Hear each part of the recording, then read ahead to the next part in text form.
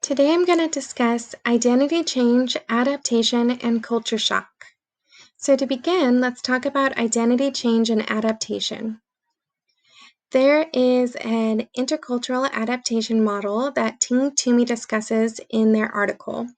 There are three factors to adaptation. There's antecedent factors, there's change process factors, and there's outcome factors. In the antecedent factors, there are three levels: the system level factors, the individual level factors, and the interpersonal factors. The system level factors include socioeconomic conditions. Now, this can be the conditions that you are in your home country or in your host country. And we know that when you are of higher class, it is easier to navigate systems because you have more resources. So it is important to also note what the socioeconomic factors are for you back home and what your socioeconomic factors may be when you travel. There are also multicultural stance and policies. So these multicultural stances can be awareness and acceptance of others in different cultures. So you can also think about how much you learn about certain cultures in the US and how much you learn about other cultures when you're abroad. How much do they know about your own culture? There can also be different intercultural policies in place that can influence your adaptation. There's also a degree of institutional support. And a broad level, this can mean many different things, but when you're studying abroad, this mostly means what is the institutional support of your home institution, such as DU, and what might be the factors of support in your host institution. Now, these can be things like advisors, you might have an RA in your dorm. All of those can be ways of lending you support. There may also be in group and out group definitions. And so, how much you belong to the in group and how much you belong to the out group already. There can be people that bring you into the group. And so, making friends, or if you already have a friend in a different culture, they can be people that bring you in to the group. And this is something to think about, but how much you feel like an outsider. There's also the degree of cultural distance. So, in general, how different is your culture from the culture that you are about to enter into? The individual level factors can be things like the newcomer motivations. So, what are your motivations for going in there and for adapting to that other culture? So, if you go in with negative motivations, such as I don't want to be made fun of, I don't want to feel like an outsider, you're going in with an upheaval level of thinking about how you're going to adapt to another culture, as opposed to if you go in with more positive motivations, such as I want to learn more about this culture. I want to become part of a new and different place.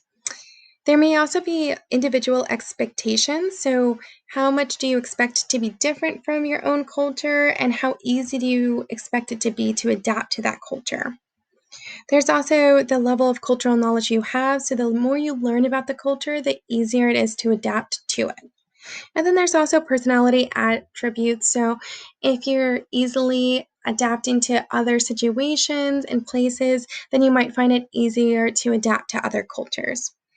And then the interpersonal factors. So the contact network support. So how many people can you rely on to help you navigate these things? The ethnic media, so how much does the media represent your adaptation to that culture? So if they represent it, the other culture well, then you might find it easier to adapt to the culture because you know what to expect. And then you might have the adoptive interpersonal skills. So when you communicate with people on an interpersonal level normally, how well do you adapt to their changing behaviors or pick up on different things that make you bond with them? The change process factors are some things to think about during this process. So, you want to manage your culture shock process. This can be just mostly for through awareness, is how you manage culture shock. And being okay with the emotions and the ebbs and flows. Then the managing the goal-based issues. So what was your goal for reaching it? How can you adapt and maybe make it a more positive goals and manageable goals, so reasonable in that way? And then manage identity change process. So this is one of the major factors is that your identity is also going to shift along with many other experiences that you're having. And then managing surrounding environment. There's only so many things that you can control while you're abroad, but the more you get to know your environment, the more you feel like you can manage it in a way. And then that means that you're going to leave your experience with outcome factors, which are system level outcomes, so that you are able to actually know the system better and how to navigate the system. You're going to have interpersonal level outcome. You're going to know how to connect with people better, and you're going to have personal identity change outcomes. So you're actually going to grow as a person. All right, the next thing to go over is culture shock. And so culture shock has something that forms a W shape for the culture shock process. So you start off with the honeymoon stage, and this is one of the most common things that you experience when you travel normally. I think when you're studying abroad, this is when you actually get out of the honeymoon stage. But the honeymoon stage is when you're really just excited about the culture, looking forward to all the new things. Everything is has the rose-colored glasses for being different. Then a lot of people enter the hostility stage. This is the first time that you find that you're not able to get something right away and it might be frustrating for you. So this is something to think about for the hostility stage is how much do you go, oh, these norms are just stupid. I can't get them. So for me, that was a little bit of going to Spain. As much as I loved it, I still went through a little bit of the hostility stage of when I wasn't quite as fluent. A lot of the times when I was in my language classes, I started to react in hostile ways where I'm like, oh, why do they have exceptions to the rules for the language that we have to learn? Why can't it always be the same?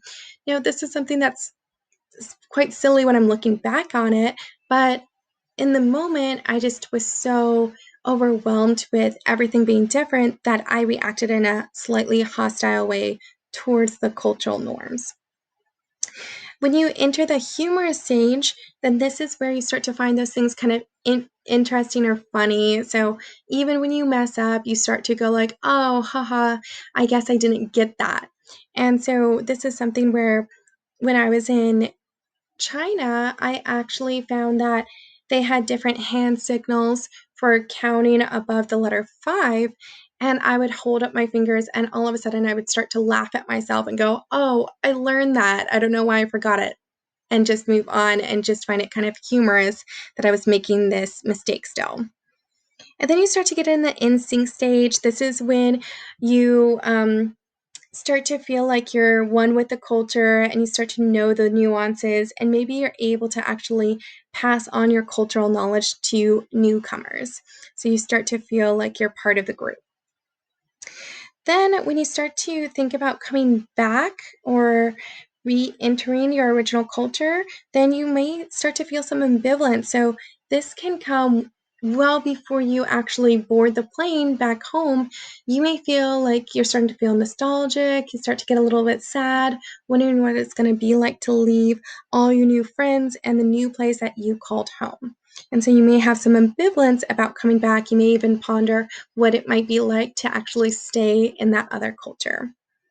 And then you go through the re-entry culture shock. A lot of people don't expect this, but this is when you're coming back to the culture that you're originally from, and you actually might feel a bit let down. Nobody wants to hear your stories about your cultural travels, especially now with social media. We posted it already, so they're able to see these things. So they may not be as interested in your stories, and you want to relive that part. You might also find yourself frustrated that the ways that you just adapted to living now don't apply to the culture again, and you kind of miss it or feel nostalgic towards it, or even upset that your culture isn't the same now. And then a lot of people go into the reconciliation stage eventually, and this is when you reconcile that, hey, I'm not part of that culture anymore. I can maybe keep some aspects of it and keep on doing some things, but I'm not going to be part of it. I'm not going to return. I'm not currently living there, so I have to notice and adapt back to my original culture. And just with those culture shock stages, just recognize that it's normal to go through these ebbs and flows, and just talking about it can make a huge difference. There are positive and negative outcomes of culture shock and these identity shifts. So, some negatives, just to start off with, are that some people may actually feel physically ill. When you are away, you might feel sick to your stomach, you may feel tired. This isn't just that you got off the plane and you're having delayed kind of reactions. This is to the time difference or anything. This is actually because you're feeling a little disoriented. You don't recognize the time maybe as well because it moves differently or feels different. It may be hard to adjust, and that doesn't always feel great. It may be psychologically difficult. So you may find that you have more anxiety about what you're saying if you're going to do things wrong. You may feel slight depression with this homesickness. You may also find that it's a bit harder to complete tasks. And so this is why sometimes a class that you would have aced back home feels 10 times harder when you're studying abroad. It's just simply because you're adjusting to so many factors that class starts to feel so much harder. And this is perfectly normal. Some positives, though, are that you have a sense of well being. You have more positive self esteem. You feel accomplished. You feel like a world traveler, maybe. You have cognitive openness and flexibility. So once you're over there and you've adapted to different lifestyles, you recognize that you can be more flexible as a person. You have emotional richness and enhanced tolerance for ambiguity. You go through a lot of ambiguity of not knowing the norms in a culture and eventually being okay with that you're learning, and then you're able to reach ambiguous situations with a lot more confidence in the future. You also have a lot more competence in social interaction. So you're interacting with a lot of different people. And so now you have that skill set in your back pocket and can interact with many people from that culture back home or that come over. Or even just recognizing the different things to adapt to from different cultures. And then the last thing is that you have an enhanced sense of self confidence and confidence in others. So you feel like you've achieved this great milestone and you're able to take that self confidence with you.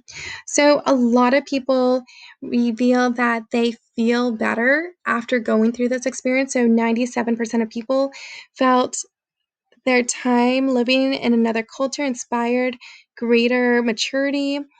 98% said culture shock helped them understand their own cultural values and biases. 96% felt more confidence in themselves. 94% thought the experience continues to influence their interactions with different cultures. And 82% felt it helped them develop a more sophisticated way of looking at the world. So I hope those are some things that you also experience after going through this in your own study abroad time. So these are little tidbits of knowledge that I hope you take with you about identity change, adaptation, and culture shock.